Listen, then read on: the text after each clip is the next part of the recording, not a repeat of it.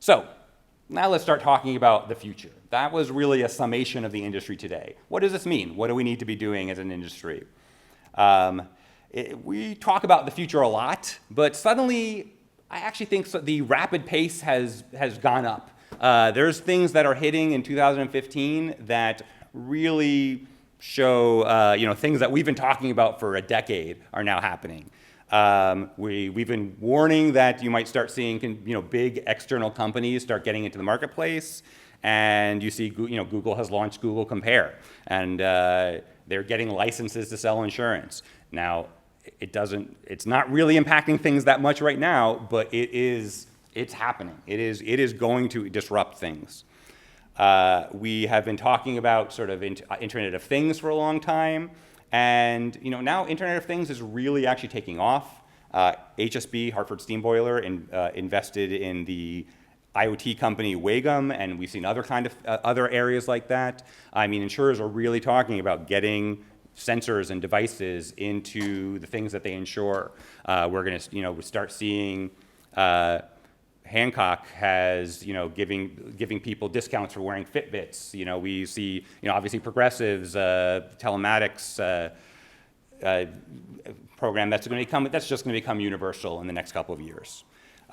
We also start seeing direct sales online moving from personal lines to small commercial, with Hiscox having sold 75,000 professional liability policies direct. And you see other insurers talking about that and doing it. So we are seeing, it's not just, okay, personal lines is not an anomaly. We are going to see more and more of that. So how do we deal with this? Build for change. This is what I mentioned earlier. Nothing you deploy now is going to be useful in 10 years. You are not going to have the same policy admin system in 10 years from now that you do today. It's not, even if the one you're using today is the one that you had 30 years ago. This doesn't necessarily mean you're going to, work with Zags and buy their license or policy admin system and then replace it in 10 years. It means that the way you think about your policy admin system needs to change. And if you license a new system and implement it today, you can't just then stay there. And that vendor is going to keep releasing updates, and they're going to be pushing those updates out to you, and you need to take those updates and stay current. And within 10 years, essentially, if you do that well, in 10 years, what you have will essentially be a new system, maybe the same vendor, maybe all one path.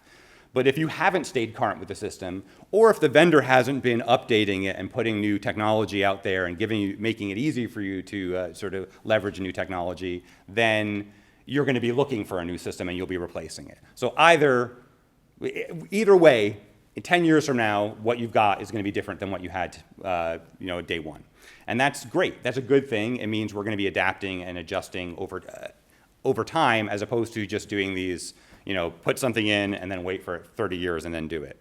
You're never done, especially when you start talking about data-related projects. Data-related projects never finish. You're always constantly adjusting. The data's changing. The market's changing.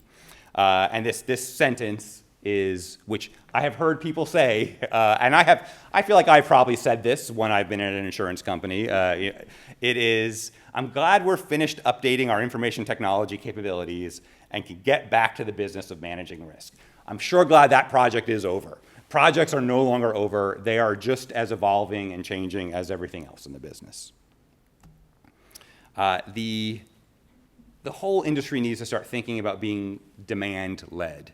For a long time, the insurance industry has been kind of pushing out what they want to do to their consumers.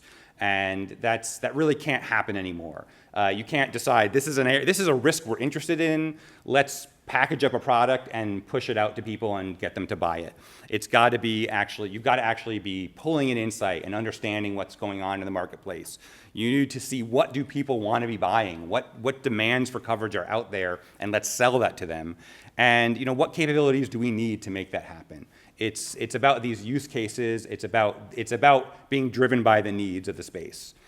For so long, insurance has been this big sort of capital pools that are sort of looking at the space and figuring out how we want to deal with that capital. And it's now about how the consumer wants to be engaged with.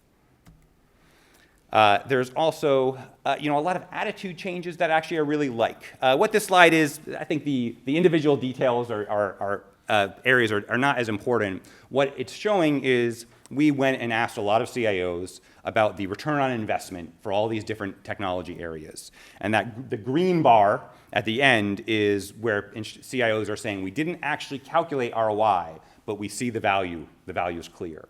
And what you see is no one calculated ROI, right? Which is a great thing. I think in technology investment, ROI has been kind of an albatross around the industry, forcing us to quantify everything before investing in it.